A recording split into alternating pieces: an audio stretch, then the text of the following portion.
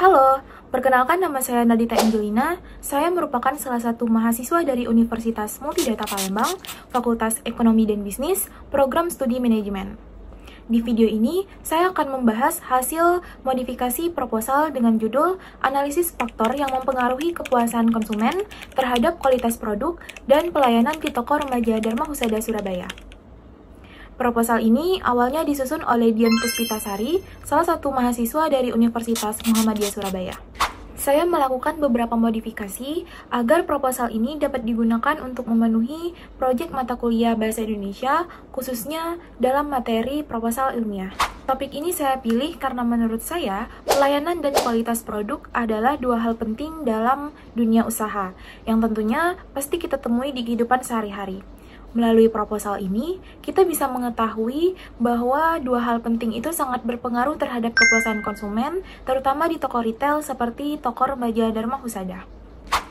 Nah, di video ini, saya akan menjelaskan latar belakang mengapa penulis memilih topik atau judul di proposal ini, kelebihan proposal, dan kendala saya dalam memodifikasi proposal ini. Pertama, saya akan membahas latar belakang. Coba bayangkan ketika kita sedang masuk ke dalam toko yang terlihat rapi dan lengkap, kita menemukan produk yang kita cari dan harganya terjangkau. Namun, saat bertanya pada karyawan, kita disambut dengan ekspresi datar, jawaban singkat, dan sikap yang acuh. Setelah kita mendapatkan perlakuan seperti itu, apakah kita merasa puas? Apakah kita akan kembali berbelanja di toko tersebut? Pengalaman seperti ini sangat umum kita temui di berbagai tempat. Di era sekarang, konsumen tidak hanya membeli produk, tetapi juga membeli pengalaman pelayanan.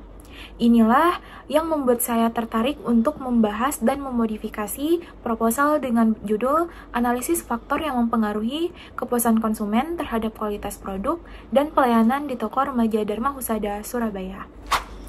Toko Remaja Dharma Husada adalah toko retail lokal yang ramai pengunjung dan menjual berbagai kebutuhan rumah tangga, sekolah, hingga kecantikan. Selain dikenal karena harganya yang bersahabat, toko ini juga memiliki standar pelayanan khusus seperti menerapkan prinsip 5S, yaitu senyum, sapa, salam, santun, dan sales, serta penguasaan produk oleh karyawan. Namun, yang menjadi pertanyaannya adalah, apakah standar-standar tersebut benar-benar dijalankan secara konsisten oleh seluruh karyawan? Apakah pelayanan yang diberikan sudah memenuhi harapan konsumen? Dan yang paling penting, apakah kualitas pelayanan dan produk benar-benar berdampak langsung pada kepuasan pelanggan? Setelah saya membahas latar belakang, selanjutnya saya akan membahas kelebihan proposal ini.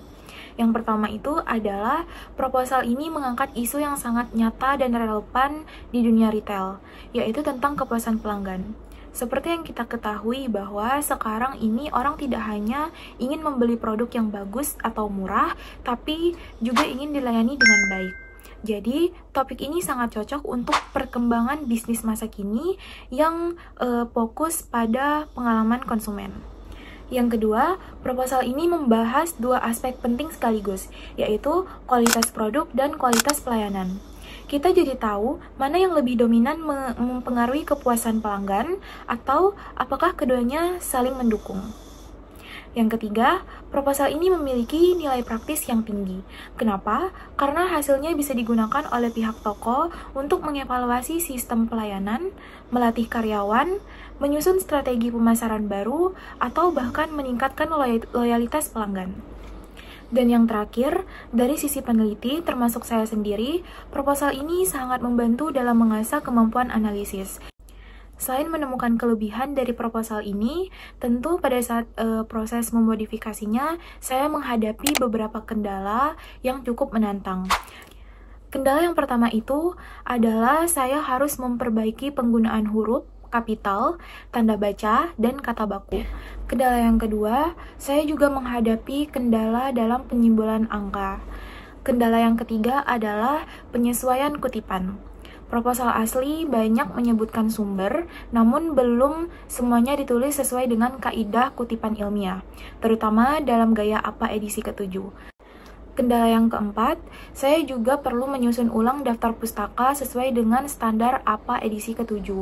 Dan yang terakhir adalah kendala dari sisi kerapian dan tata letak dokumen.